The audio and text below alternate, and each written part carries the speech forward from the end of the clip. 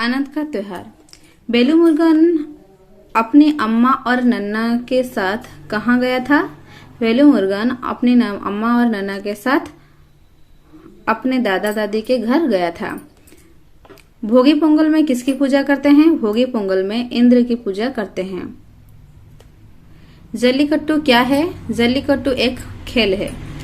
जल्लीकट्टू का मतलब परंपरागत और पर इसमें बैल के गले या सींगों पर रुपयों की मालाओं को बांध देते हैं और युवक उन मालाओं को निकालने के लिए बैल की पीठ पर सवार हो जाते हैं, उसे वश में करने की कोशिश करते हैं। जो बैल को काबू करके रुपयों की माला निकाल लेता है, वे रुपए उसी के हो जाते हैं।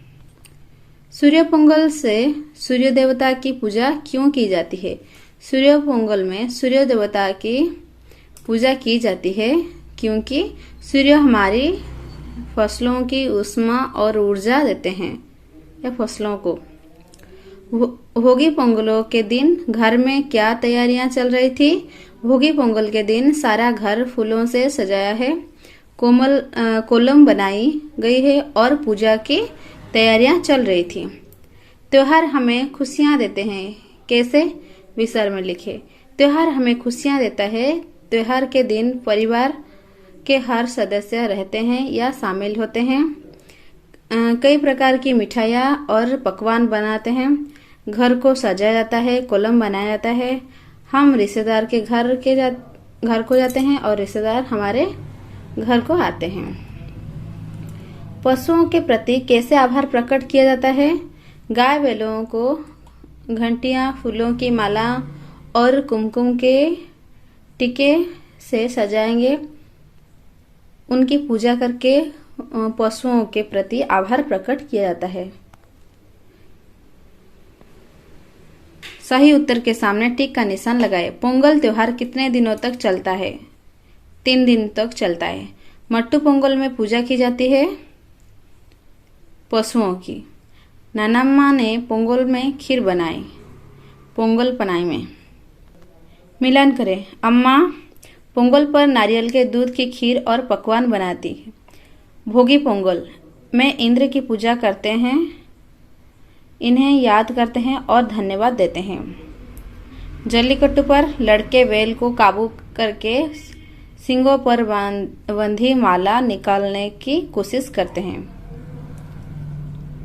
नानम्मा पोंगल पानी में खीर तैयार सूर्य देवता को अर्पण करेगी। माँ अम्मा हिम्मत चम्मच। नन्ना पानई गन्ना। ल दिल्ली विल्ली गुल्लक। कट्टू खट्टा मिट्टी। जब दो समान व्यंजन आपस में मिलते हैं तो दोनों व्यंजनों के मिश्रित रूप को द्विविध व्यंजन कहते हैं। द्विविध व्यंजन में पहला व्यंजन स्वर रहित और दूसरा स्वर रहित सहित होता है। जब दोनों व्यंजन भिन्न भिन्न होते हैं तो उन्हें संयुक्त व्यंजन कहते हैं।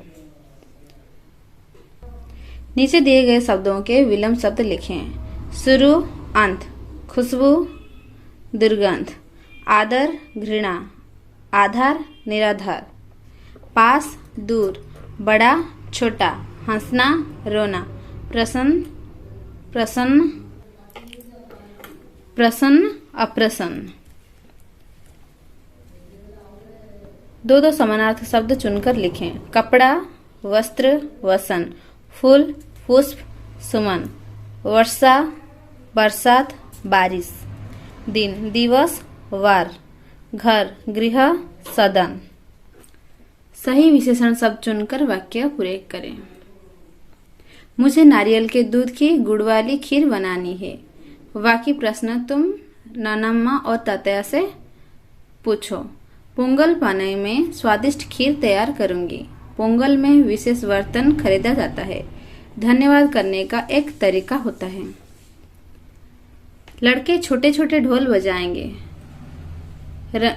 हमने सारा घर फूलों से सजाया है।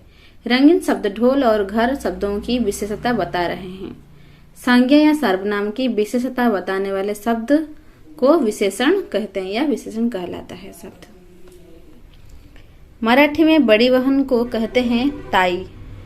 मराठी में भाभी को कहते हैं बहनी। गुजराती में बड़े भाई को कहते हैं मोटा भाई। तमिल में बड़ी बहन को कहते हैं अक्का। बंगला में बड़े भाई को कहते हैं दादा। बंगला में बुआ को कहते हैं पीसी। बंगला में बहन को कहते हैं बोन। पंजाबी में माँ या दादी को कहते हैं बीजी। पंजाबी में भाभी को कहते हैं परजाई।